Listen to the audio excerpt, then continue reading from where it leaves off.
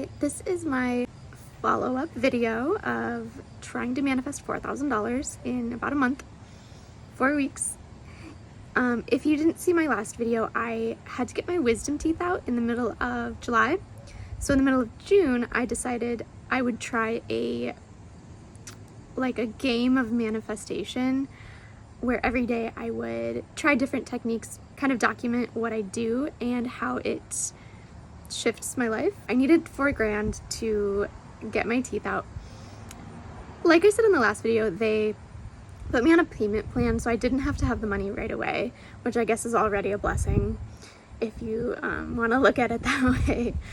The journey I've had since, it's August now that I'm recording this, has been really powerful. So I want to kind of walk through everything that happened. I journaled everything. I was gonna record more like this while it happened, but I was busy. There was a lot going on. So in my last video, I talked about I started EFT tapping, and I made a master list of affirmations that really spoke to my soul. And every day it was just something I was focusing on, at least for a little bit during my meditation time. In the following weeks, I had so many synchronicities. Let me explain the first one. On July 2nd, for my business, like I said, I have a business. I make between $600 and $800 a month from it, though nowhere near what I needed for the surgery. So a lot of my manifestation is how can I grow my business? How can I, help people and find my purpose in life? And I mentioned how I had so many ideas, right? Well, at one point I had this realization. I was listening to something. I realized it's not that I don't have the ideas and I don't have the potential, it's that I don't have the focus, right? And so I think focusing on something like this every single day during my meditation helped me realize if I just focused on something specific in a business sense or in a material sense, I guess, specific, not just manifesting a specific number, but a project or something, then I could create anything I wanted, basically. At the beginning of July, I just casually was talking to my partner, and I was like, that CD I used to have, it was a 3 Days Grace CD. I had left it in the CD player of a car I used to have, and then the car stopped working and I couldn't turn the car on to get the CD out. So it was just stuck in there. This was 4 years ago. And so I was thinking about it. I was like, man, it sucks that I lost that CD. I mean, I know I could just listen to it on Spotify or go on YouTube and find it, or buy the CD again. This is $5 CD. It's not a big deal, but it was my favorite CD. And I was just like, man, yeah, it would be really nice if I had that CD. So then I went to drive on this drive somewhere that's about an hour and a half, 2 hours away. And my aux cord broke a few weeks ago also. So I was like, well, I guess I'm gonna listen to all my CDs. The thing is, my CDs have been in my partner's car since we got the one that I drive, because I have an aux cord. I just never, both cars play CDs. I'm not gonna listen to CDs in the house. So I just left him in his car. He doesn't listen to them either. So I was like, you know what, my aux cord broke. Instead of just going and getting another one, why don't I just grab all my CDs? I'll listen to them or whatever, And I hadn't really touched them since the other car had died. I just brought them in the house, and then when we got the new car, I just put them in there. So I took them all out, put them in my car, and then as I'm driving, I'm listening to a couple of my old CDs, oh, this is nice. I really enjoy listening to full albums of music. It's I don't know, it makes me feel old-timey, but I respect the art. It makes me feel like I'm respecting the artist a little bit more than just playing song after song of a playlist on Spotify.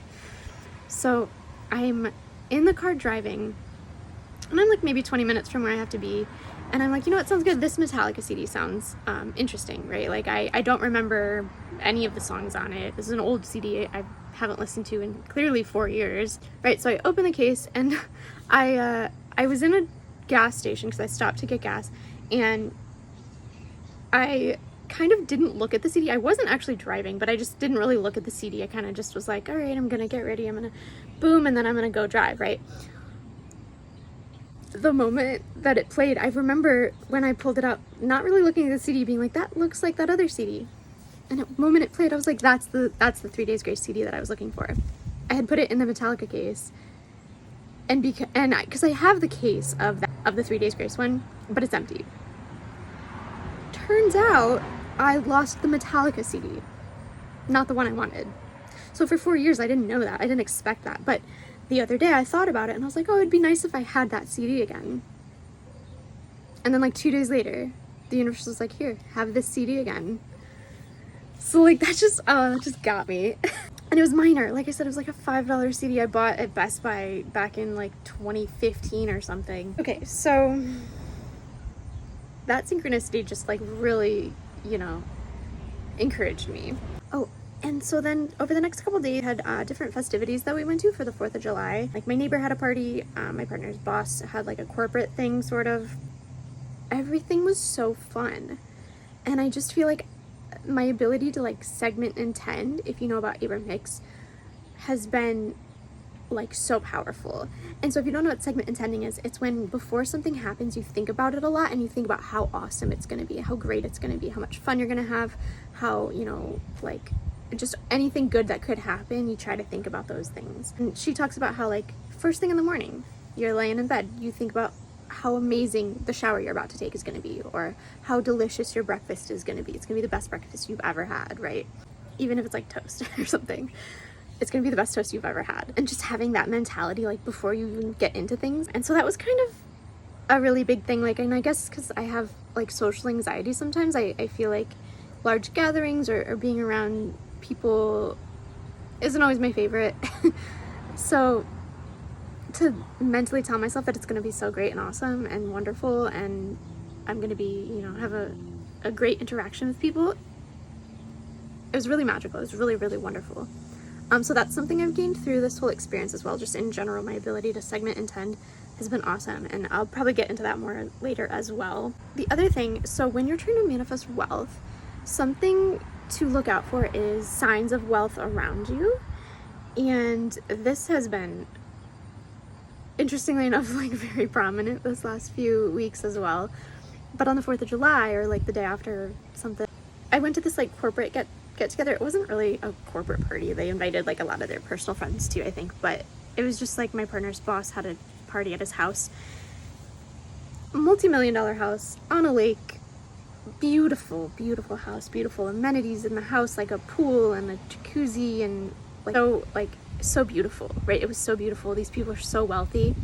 And I took that as a sign, like wealth is so available to you, right? Like it's right there. It's right in front of you. It's right next to you. That means it's available for you too, right? And so that was a big lesson that I learned this week as well, is, wealth isn't in a vacuum, right? And another part of it, this is in my notes somewhere, but I'm just going to get into it.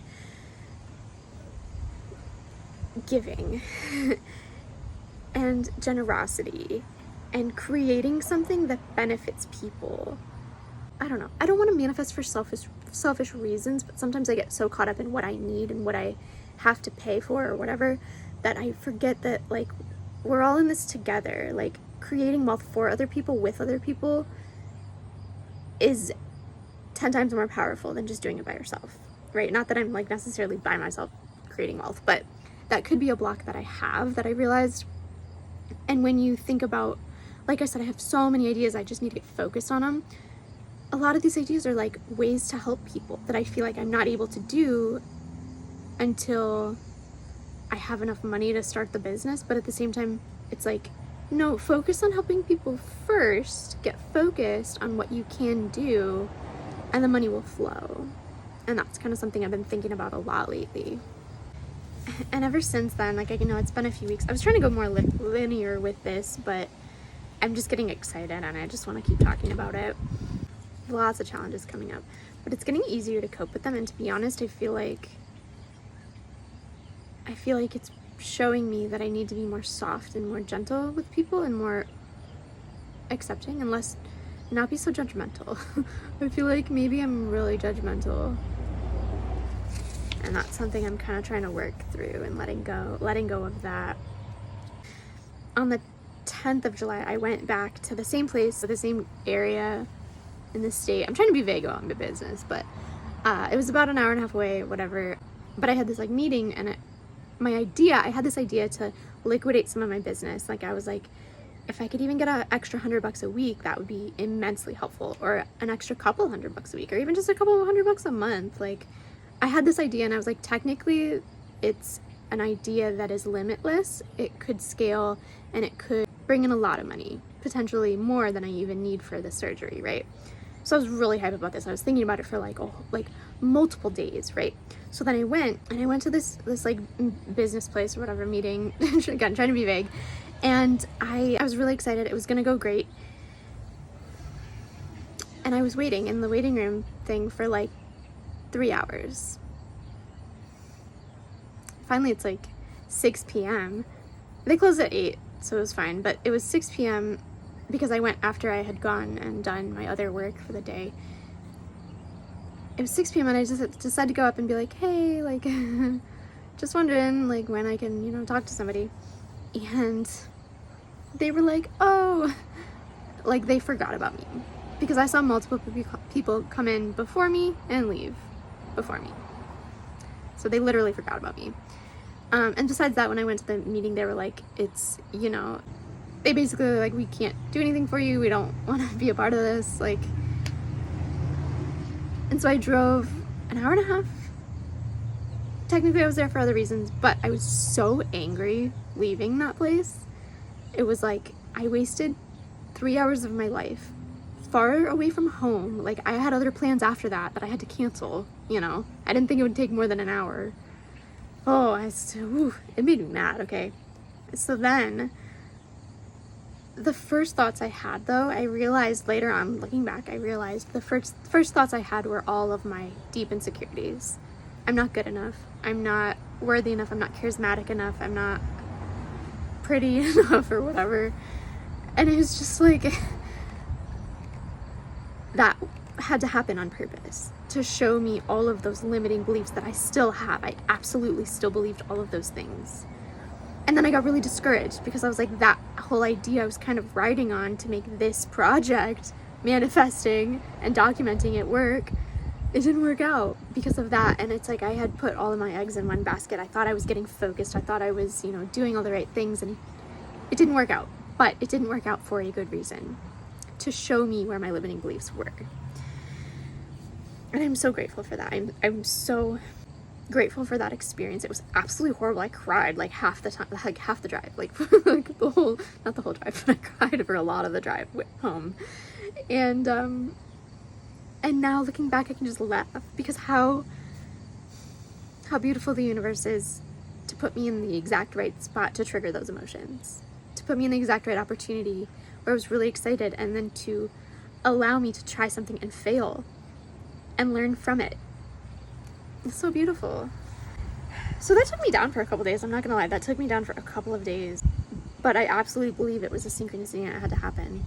All right, I feel like this video is getting a little long. I will make another one and keep you guys updated.